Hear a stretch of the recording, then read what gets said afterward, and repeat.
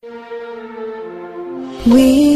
all our hearts, we pray and ask, God bless Anambra, God bless the shining light that we bear. We're the only ones to make her brighter, the only ones to make her better, the only ones to make Anambra shine.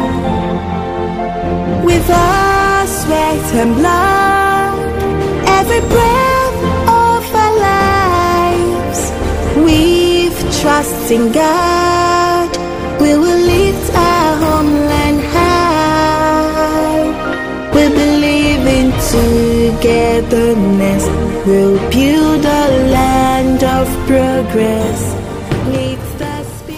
I'm the coordinator for ASA Women for Nigeria, so I put the, till the ground for them to come back. Yes. Ah, so they need you desperately. Oh, they need us even more. Yes. Thank you. Yes, sir. I'm CJ. I'm a medical student. And I'm her son. Oh, wonderful. You're welcome. And one of our volunteers. Okay. I'm Chief Mrs. President Market. President Market. Okay. Okay. And then we're from Okeke. Okay. I thought about it. Yeah. You're welcome. I am Chinedu Onyenkachi. I'm also on the student Student nurse. Yes, sir. What deal is nursing? Who's that table? From where? This commission is cancer organization. It's not just general. We screen patients for breast, cervical, prostate cancer. And then we also screen patients for all the gynecological issues, everything about women, fibroids. Then we also screen for women that have general medicine. When you also operate or no? You did? We do operate. Like, let me give you an example. In breast, she'll give you details of breast, but she can't handle breast. Then in cervical, there's so many cervical issues. These are normalities. So these women, sending them to Umeh Teaching Hospital. So that they do more pap smear. Some of them have used for pap smear. Some they are doing tests for because we're getting interactive body of work has been featured in museums and galleries and around the then we world. have patients that have prostates. Lots of men with Museum of prostates. Contemporary I Art think there were like 24 men. Do you feel like an obligation to So we send them represent Brazil or Rio St. Charles, with your work and your career?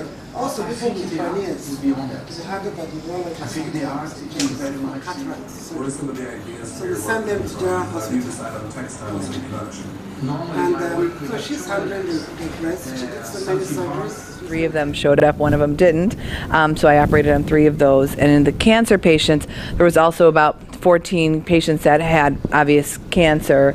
About half of those were inoperable, had advanced disease, and the remainder I was able to operate on 4 of them. So I'm grateful for the opportunity to do that. Obviously, I wish I could do more. Some of the limitations that I had were the logistics of getting patients to the hospital, being prepared for surgery, and then having the time to operate. I operated at the Newi Hospital, and they were very gracious in allowing me the OR time and the staff. But I think, one of the things that would be beneficial is just more of a commitment from the hospital to provide the staffing to help prepare the patient so that it's just a more smooth transition to optimize my time and the ability to operate on more patients. But And I think, the other thing, as you're well aware, breast cancer therapy is a multidisciplinary approach. I mean, and I think, there's certainly some limitations with respect to resources that are available here for patients. And we hope to continue to collaborate with, the patients that I've operated or the patients that I've seen that I wasn't able to operate. All that care is being transferred to the general surgeon at NAWI, and we hope that we're able to have a, continued collaboration so that those patients' care can be completed. July 27th. The mission started, on Monday. Okay. We did the cancer walk July 30th, which was a Saturday. So the mission started on Monday. So it's 5 times. The question I'm asking is, you see your patients, you do biopsies, you test and do all that, or you didn't have to? Well, so, the patients that had obvious cancer, for example, but on physical exam, there was patients, like younger patients, for example, that I could tell these look like benign masses. So those patients that I saw on Monday, I was able to operate, 3 of them on Tuesday, and 1 of them didn't show up, like I said. The cancer patients were more challenging. This is their chance to have a treatment. So you do the best you can. Yeah, so I think that there were some of those where obviously this is their chance to have a treatment. They may just get lost in the shuffle of everything, and so I tried to operate those women, and I did as much as I could. Yeah, I was the only surgeon in the U.S. that came. Yeah. Oh, majority, we had over 60, the staff that actually worked. Yes. Okay. We had gynecologists from NAWI Teaching Hospital. We had doctors from General Hospital Uche. It's a collaboration. I'm talking about in terms of people that are coming from. Oh, they are gone. U.S. Oh, they are gone. No, yeah. Yes. And this is your first time? They're gone. I hope so, yeah, definitely. Yeah, I would love to come back sooner than 2 years from now. I think I really love to take care of these patients. Yes. Well, this is one of the groups that are around for the medical mission. And this particular mission started on Saturday with the War for Cancer. And they've been actually collaborating with the state. This is not the first time they were here. They were here last 2005, 2014. And after the exercise, they had a lot of patients that had cervical cancer of the various levels. And even when they left, we continued, and most of those patients were managed, at Umeh Hospital, and they paid. And this is one of the groups that actually has aligned with our structure of medical mission, because the state has kept on saying that we appreciate what they do, but we are not particularly happy with coming to do some routine things that we can do, checking people's blood pressure and giving them drugs and go back, and by the time they come back within 1 or 2 years, all of those ones are dead. So we are trying to channel them towards having more legacy projects that will help us to take up such challenges on ourselves. And this is the very group that actually taken up one, and it's a specialized group that handles cancer cases, particularly breast cancer. And that's why they normally start with the sensitization work, which they did with collaboration with the Ministry of Health, Umeh Hospital, and some other mission hospitals, and ABS. So where we actually did the work from ABS to Government House, and they were received by the Secretary to the State Government, Professor Sowell, on Saturday, before they now went to their specific mission. And they donated an X-ray machine to the state, which with logistics will soon be bring back to this place. And they have taken up the project of building a cancer treatment and the screening center in Atamak, which they will be working with the state, from time. So they have a focused project, and while they come and begin this, enlightenment and treating us, we're working towards, trying to concretize this their mission to achieving a cancer treatment center, multi center. So this group has been a very wonderful group, and I'm sure that with time we'll continue to collaborate with them. I have to say, I'm really impressed with just how much the community has been involved in this. I mean, I've done work, similar work, like in other parts of the world, like in Haiti and in Guatemala, and just the scale of this mission. I was just impressed with how much the community was engaged in the mission. Yes. And you know, from my standpoint, you know, from my narrow breast surgery standpoint, you know, just a further alliance and trying to screen people, or at least have a connection before the mission and afterwards, would just kind of help more women be treated, you know, during the limited time that we're able to be here. You know, you said that there are more groups, the other groups, you know, right now in the state. Am I correct? Yes, the group usually that their own is also another specialized group. I know. Is there this, you know, where all these groups can be put under one umbrella, so that it makes life easy for everybody, so that it can be staged, the visits can be staged and be more practical, and they can follow up on cases. You know, because if we have groups just coming in, it seems disjointed, and you can't really get the best out of their visit. Well, if we are taking this pattern now, we find out that if any particular group takes up a particular case, then this one takes cancer, the other one takes heart. Even if they come about the same time, it doesn't matter, because they do specific things. Yeah, specific things. And what is important is that you know, having a synergy where normally they work with local volunteers, and then the follow-up is usually done, because you don't do surgery one day and go. So these surgeries are done at our hospitals, and of course, because of the understanding and collaboration, and they also have doctors that are well trained in, you know, post-op management of such cases, so that even after the surgery, when they go, the patient's life and proper management is can be ensured. Okay. What about the issue of risk of patients that have issues? You do the basic things you can do for them, and then once they come in, they already have patients lined up that can have. Yes. Actually, that's a very good suggestion anyway, because what they do is that when they come, they will do the screening and the staff management. So I think next time we'll have to work with them, because simple screening of patients is very easy, and you can reach out to a wider group. But that means we still have to align with them, because usually they have selected the towns based on some conditions of the association. No, that's fine. But the point I'm making is that the time can be used more efficiently. I mean, they will now come in and look at the cases and deal with it.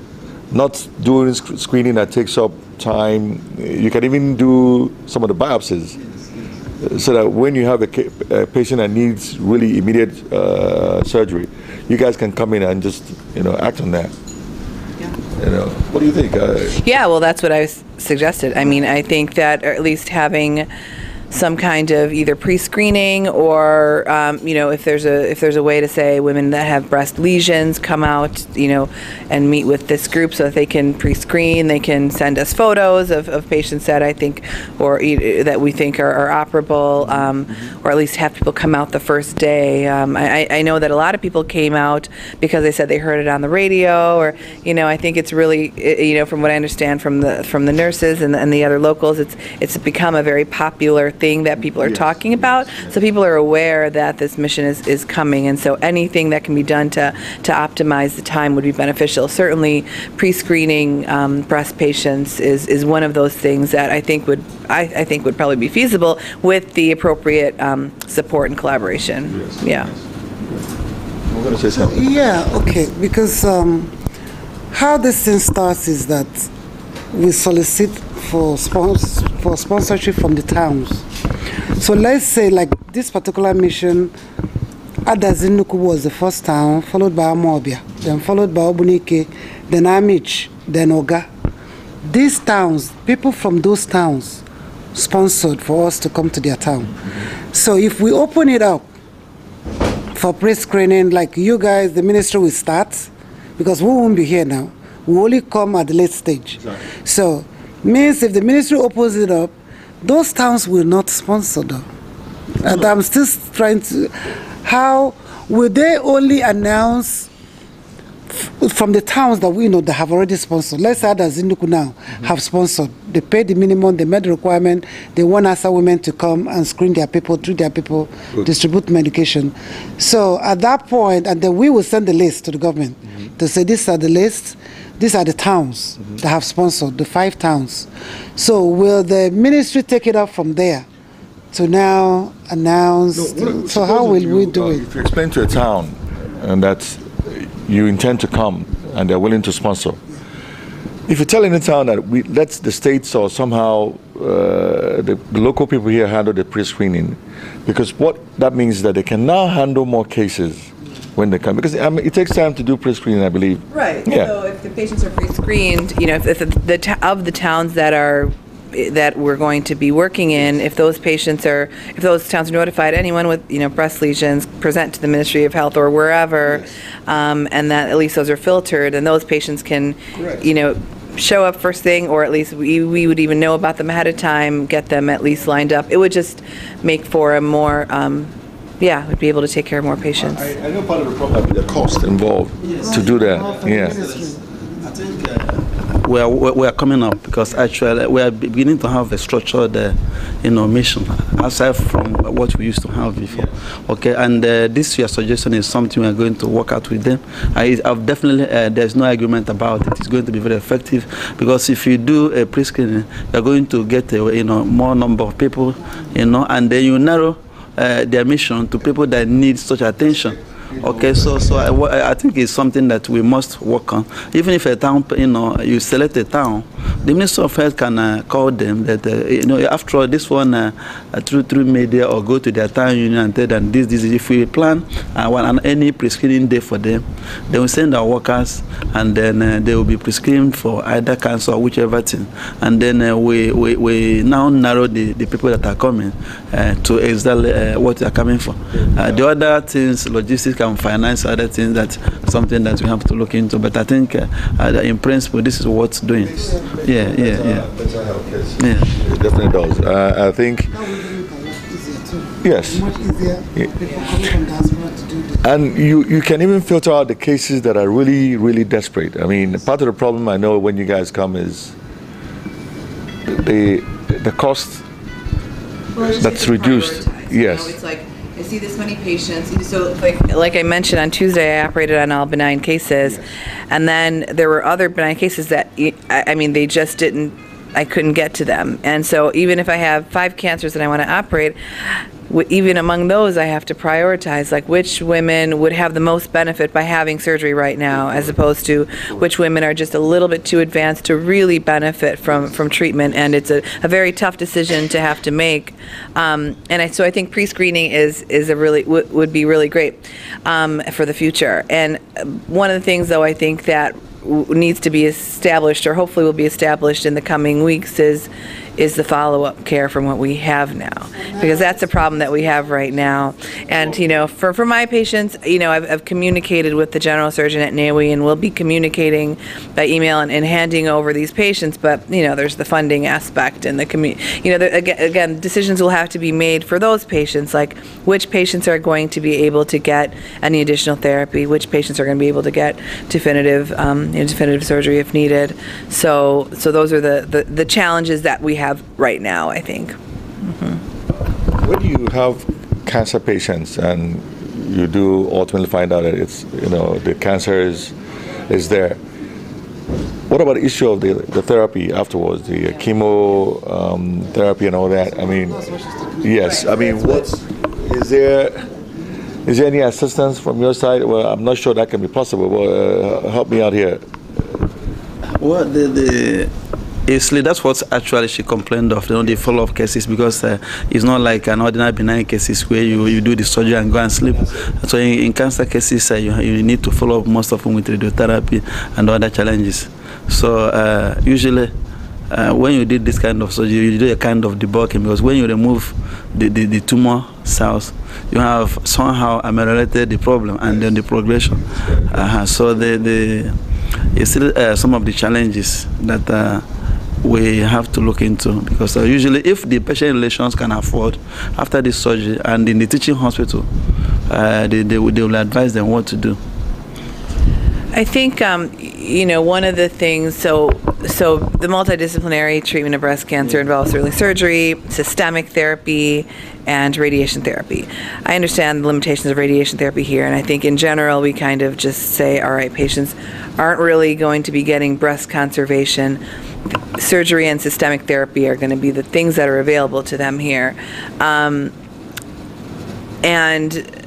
at this time, you know, and it'll be interesting to see the pathology when it comes back, but African women have a disproportionately higher percentage of triple-negative breast cancer as opposed to estrogen receptor positive breast cancer, which is actually, and those cancers are very responsive to chemotherapy, and so I think African women actually would benefit greatly from the ability to access chemotherapy, and those drugs are expensive. You know, it's hard. So it's just one of the things that will have to be sorted out.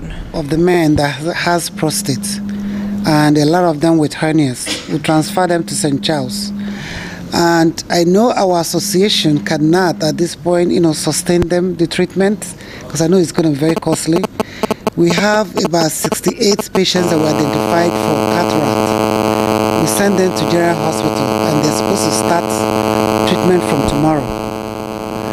So these are patients that will, well, I guess what I'm trying to say is there a way that, since we have screened these patients, we have their names, we have their contact phone numbers, is there a way after we're gone that the state can assist financially?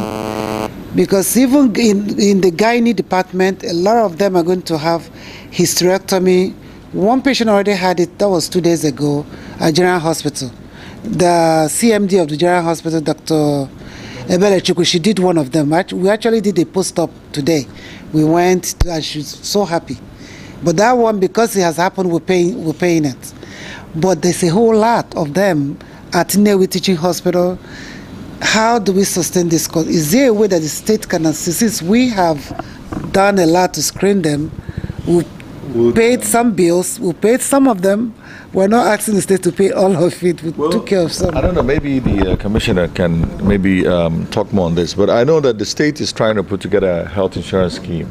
Obviously, when you get some of these treatments, I'm not quite sure whether cancer treatment is all part of the scheme. Maybe you can even talk more on that. But is there any funding at all that's, since they've started the process and maybe done a bit, where the state can follow up?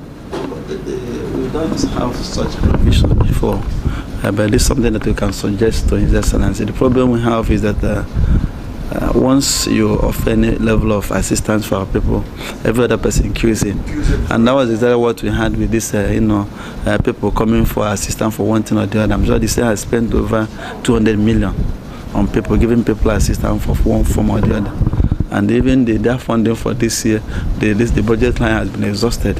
But actually something like this is something that we still have to talk and find a way of, some level of assistance, because maybe beginning to talk to some of those patients, that some of them that can afford some, so that they will know that we are giving an assistance. Because what our people do is that once you come, even the one that they can offer, they will just start sleeping.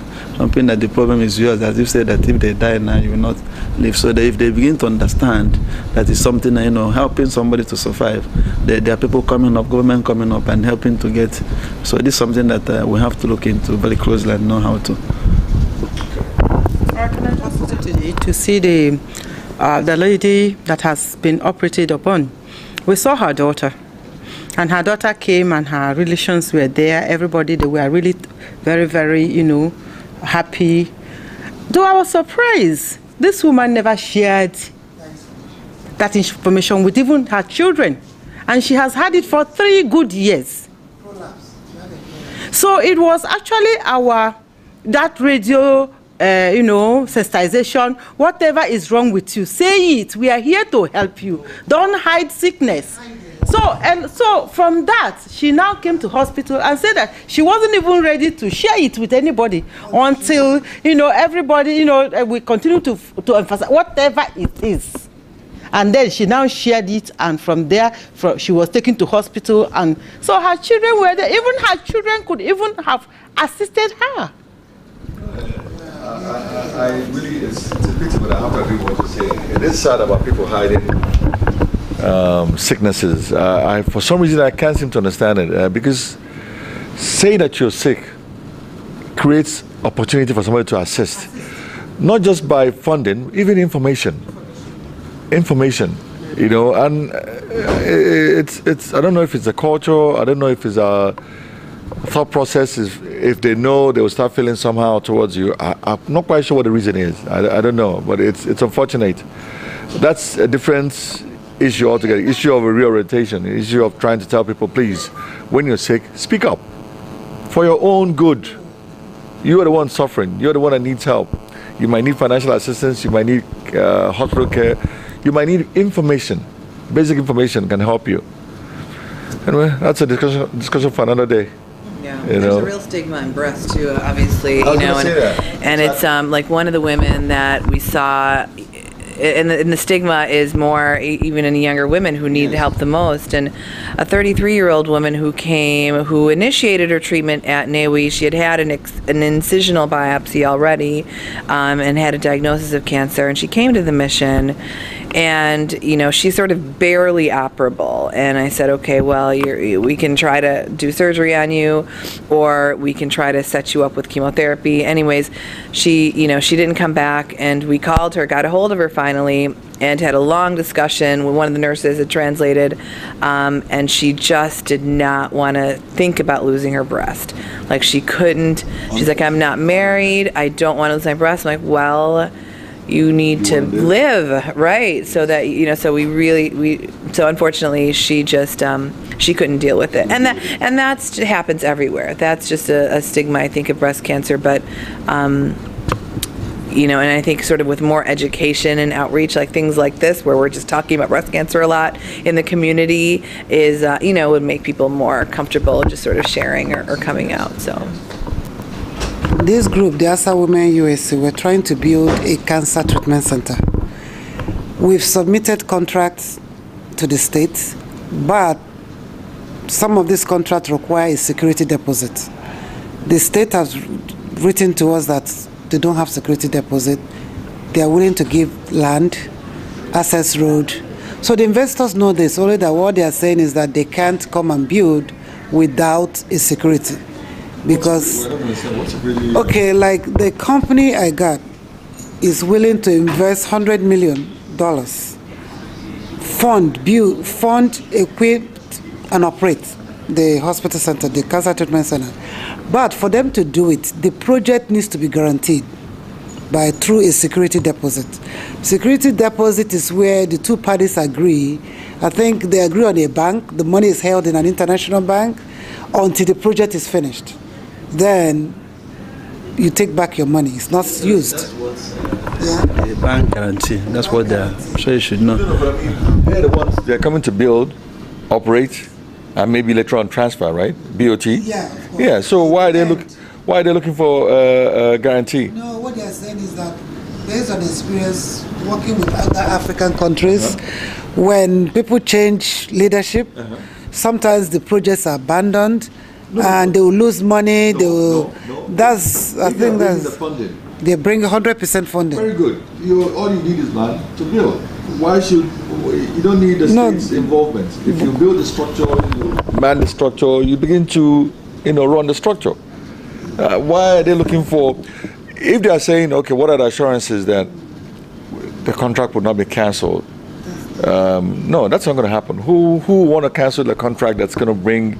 If they want any form of guarantee outside the bank guarantee, the state can give it. The state can give that. And even if a legal backing kind of thing, if they want some legal backing. But the thing is that this bank guarantee has always been, that was where we stopped, because actually I was in Atlanta when the company came there, and that was quite good, and their package was quite attractive. And when I came back, we started working with the ANSIPA until it came to that request for bank guarantee, and they said no, that they don't do that.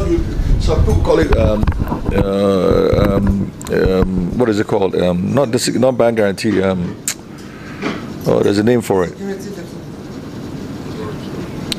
There's a name for it. But anyway, we don't give any guarantees. What we do is that the states normally, if you want to come into the state and build something, we go into a partnership. We form an SPV, you know, with the person that's coming in, the investor.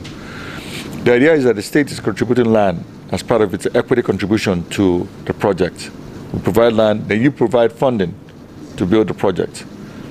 Of course, the agreement could be part of you running the project. You run the project as long as you want, but the understanding is that you'll be training our staff someday to take over. You can't run it for forever. You know, the idea is the state will take over somehow, but you are trying to collect your money back. The state is getting, because the land is valued, there's a value put on the land, which may turn out to be 20% of the equity contribution from the investor. Now, also depending on the location of the project, the community gets part of the stake. They become stakeholders because I think they can appreciate the project more if they're part of it. And that's basically what happens. So it might turn out to be a station where the investor gets about 70%, the state gets 20%, and the community gets about 10%. You know, which is actually free for them because we just want to make them inclusive in what's going on. Okay, but we don't give any bank guarantees. No, the state doesn't do that because it costs money. You know, it costs money because that means the limited funds the state has now has to be warehoused in a bank, so the state can't touch it. No, I agree with the states. I mean, I understand. Once they have confidence and they believe they've done enough feasibility study, they've done their due diligence, that's good. And you know that the money will come. You know that. Then please come and build. Because now I don't even need we need any special feasibility studies. Even this your experience now. Now we don't have any radiotherapy units in this country, about 2. So you can now imagine if you have one functional one. Nobody will tell you. You'll be the kind of money that the kind of patients you control. Yes. So I mean this country is very very fertile for investment in health. In health, we don't have anything. We don't. Commission, we're going to start an oxygen production plant in the state, because part of the things that they seem not to have in hospitals is oxygen. You know, oxygen. They don't have it. Yes. You know. Yeah, I just want to share something with you. Well, so one of the children that was seen at the mission last week was a young boy. He's a 10-year-old boy with what appeared to be a Burkitt's lymphoma, very large, and you know he was in a lot of distress, and so we brought him to Naomi Hospital for an admission, just for stabilization. He had received a dose or 2 of chemotherapy at an outside hospital some months ago, but they ran out of money. So the patient was admitted, and they were giving him some fluids and treating him. And I had seen him, you know, I was seeing him daily when I was there. And basically, he went into respiratory distress, and today he died. Wow. And it was so sad. And he, you know, and then the residents were on strike, which is another thing that, but the resident actually came in. Like he's a great, like he's an excellent resident, and he was on top of it. But the patient went into respiratory distress and died. And you know, when we discussed the case, I said, well, why wasn't he intubated and on a ventilator? And his response was, there is not a functioning ventilator in that hospital. In the university teaching hospital, there's not a functioning ventilator. So that's something that needs to be remedied. And you know, granted, this child was very sick, and it's hard to know, you know, what would have happened to him ultimately. But that was, you know, obviously, it was really tragic, and it was personally devastating for me because, you know, I brought him to the hospital and admitted him and spoke to his family every day. But that's something that I think that should be remedied. The current administration is doing its best to see how we can really change the health system in the state. I know his hands are tied. He's doing his best. I like the way he looks at, you know, problems. You must try and be very practical. Don't look for highfalutin projects. You know, you want to build great specialist hospitals. Let's start with the primary healthcare, you know, system. That's the need. We are working. We are looking for partnership. We're looking for people that are coming with maybe as a management consultants, you know, maybe bringing some money, upgrade the hospitals and manage it, run it for some time, recoup your investment. That's what we did with the Rice clinic. But sometimes the problem becomes people make promises. We're going to add this, we're going to add that. But when it's actually time for them to add it, they don't. It's not there. So we need people who are serious, who have the funding, the capability, the technical know-how, come in here, upgrade the hospitals, run the hospitals, even if it takes for 20, 25 years to recoup your funding. But the patients get better care. The state gets its revenue from the payments to the hospitals. And if we're able to get the health insurance scheme working, then it's all well and good for everybody. Because obviously it's part of the problem that people worry about is payments for such care. But if we're able to set up the scheme that works, everything's based on statistics. Not everybody gets sick. And you're praying that we can lower the number of people that will get sick, and when they do get sick, they get proper treatment. It's a long way, but we're getting there. We're getting there. And with people like you coming in and assisting, we'll definitely get there sooner than later. Thank you so much. Thank you. Thank you for coming. Thank you very much. The land we were given is within the teaching hospital, Amako. It's a very small land. And my question is, because I've gotten this question a lot from everybody, people have been talking about that, why can't we move it outside the teaching hospital for a bigger hospital? And that will attract more people. This is now private, corporations to now be part of sponsor of that hospital. Hold on. You want to move it to another hospital? Or no, to a land. So where ASA women will be given a land, we have the CFO. Right now, if it is within that complex of teaching hospital, it technically belongs to the teaching hospital. That's the way they say it. So them coming in to invest is difficult.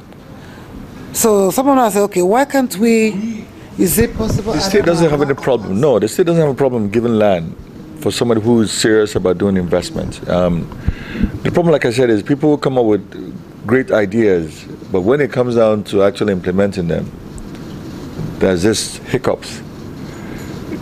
If you have a proposal that you need land to do a cancer treatment facility, you need an acre, 2 acres, or whatever, and you have funding, yes. And in our blueprint and the Aka Capital Territory, we've not discussed this one with me before, because I know that we have this package.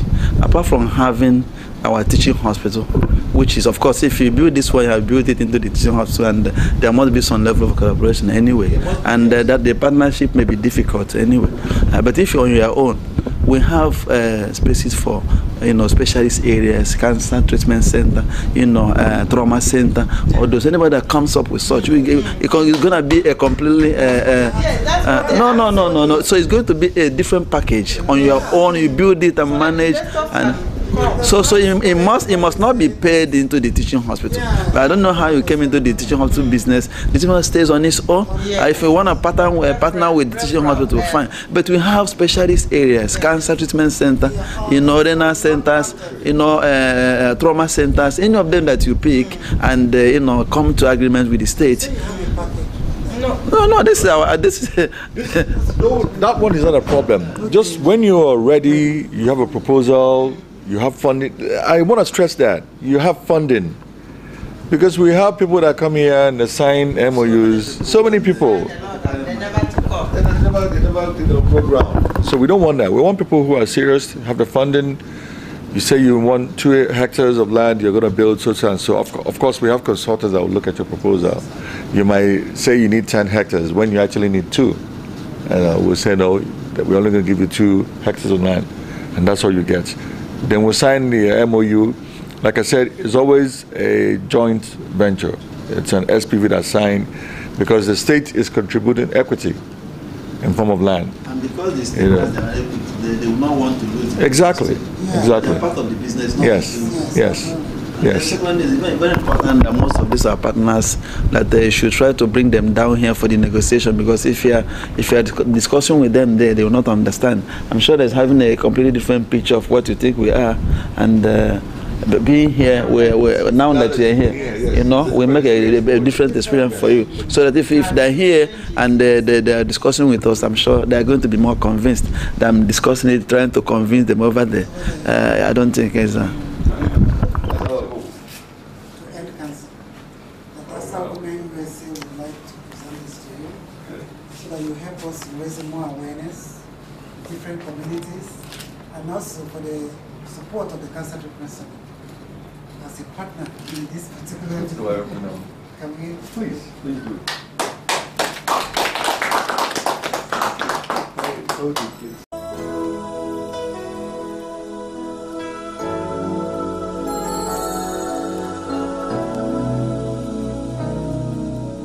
There comes a time when we heed a certain call, when the world must come together as one. There are people dying. Oh, and it's time to lend a hand to life, the greatest gift of all. We can't go on pretending day by day that someone somewhere will soon make a change. We all a part of God's great big family, and the truth, you know, love is all